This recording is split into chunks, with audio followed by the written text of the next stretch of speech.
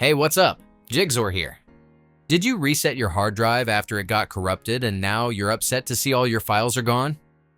Don't worry, there's still a chance to get them back. In this video, I'm going to show you how you can recover files from your hard drive on a Windows PC. Let's go.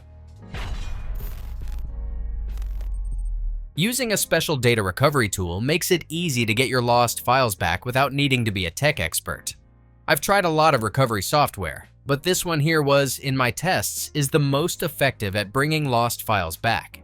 It can recover nearly any type of files like documents, photos, videos, and more from different storage devices such as hard drives, USB drives, or memory cards, even if they were deleted, formatted, lost due to system crashes or viruses and other situations. So, if you need to get your files back, click the link below to download this tool to get 2 GB of free data recovery when you install it for the first time.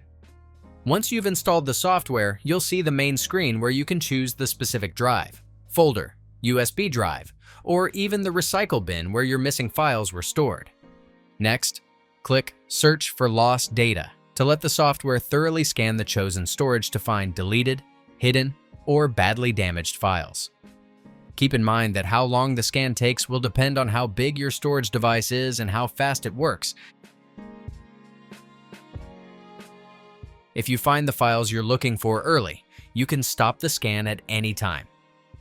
After the scan is finished, the software neatly organizes all recoverable files into 2 easy-to-navigate sections: Path and Type.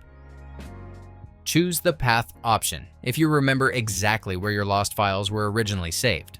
Or go to the Type section to look through the recovered data based on file types like photos, videos, and documents instead. In case the software finds a lot of files, you can use the search bar to quickly find a specific data by keywords, or click Filter to narrow down your search by file type, date modified, or file size.